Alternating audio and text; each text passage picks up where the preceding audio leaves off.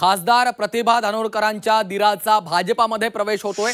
अनिल धानोरकर यांचा भाजपात प्रवेश होतोय। भाजप प्रदेशाध्यक्ष रवींद्र चव्हाण यांच्या उपस्थितीमध्ये पक्ष प्रवेश, त्यामुळे धानोरकर कुटुंबात आता उभी फूट पडल्याची चर्चा आहे। चंद्रपूर लोकसभेच्या खासदार प्रतिभा धानोरकर यांचे मोठे दीर आणि दिवंगत खासदार बाळू धानोरकर यांचे सख्खे मोठे बंधू अनिल धानोरकर यांनी भाजपात प्रवेश केलाय। मुंबईमध्ये प्रदेशाध्यक्ष रवींद्र चव्हाण यांच्या हस्ते अनिल धानोरकर यांचा पक्ष प्रवेश झालेला आहे। अनिल धानोरकर यांच्यासोबत भद्रावती नगर परिषदेमध्ये शिवसेना ठाकरे पक्षाच्या 10 नगरसेवकांनी देखील भाजपामध्ये प्रवेश केलेला आहे। अनिल धानोरकर भद्रावती नगर परिषदेचे माजी नगराध्यक्ष असून 2 वर्ष त्यांच्याकडे शिवसेनेच्या जिल्हा प्रमुख पदाची ही जबाबदारी होती। गेल्या अनेक वर्षांपासून त्यांच्या नेतृत्वात धानोरकर कुटुंबियांची भद्रावती नगर परिषदेवर एकहाती सत्ता आहे। अनिल धानोरकर यांच्या भाजप प्रवेशामुळे धानोरकर कुटुंबामध्ये उभी फूट पडली आहे। विधानसभा निवडणुकीत अनिल धानोरकर यांना वरोरा विधानसभा क्षेत्रातून काँग्रेसने उमेदवारी नाकारलेली होती आणि त्यानंतर अनिल धानोरकर यांनी प्रतिभा धानोरकरांच्या बद्दल जाहीर नाराजी देखील व्यक्त करत विधानसभा निवडणूक लढवलेली होती। आशिष अंबाडे आमचे प्रतिनिधी सध्या फोनलाईनवरून आपल्यासोबत जोडले गेलेले आहेत। आशिष, अनिल धानोरकर यांच्या भाजपमधल्या प्रवेशामुळे धानोरकर कुटुंबातच आता उभी फूट पडल्याचं बोललं जात आहे। निश्चितपणे ही एक चंद्रपूर जिल्ह्यातली मोठी राजकीय घडामोड आहे।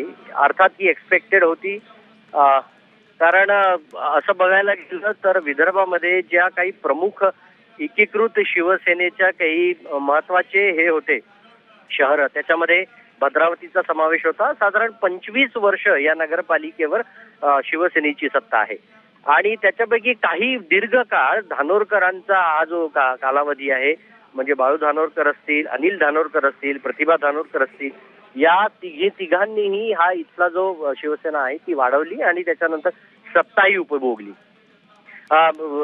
विधानसभेच्या निवडणुकीमध्ये प्रतिभा धानोरकर यांचे बंधू प्रवीण काकडे यांना काँग्रेसची तिकीट गेली आणि त्याच्यावरून खरी कुरबुर सुरू झाली। ही तिकीट अनिल धानोरकरांना हवी होती आणि तेव्हाच मिठाचा खडा पडला आणि तेव्हाच हे स्पष्ट झालं होतं की आता अनिल धानोरकर वेगळी भूमिका घेतील आणि ती तशी त्यांनी घेतली।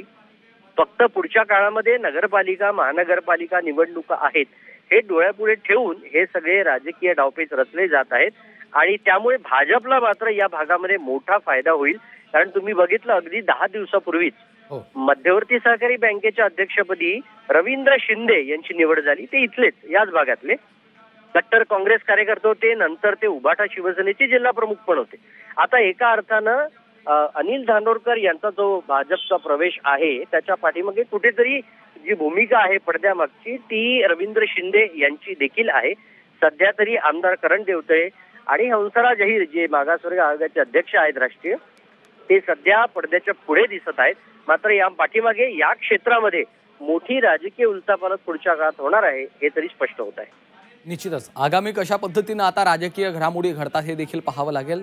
धन्यवाद आशिष या सविस्तर माहितीसाठी।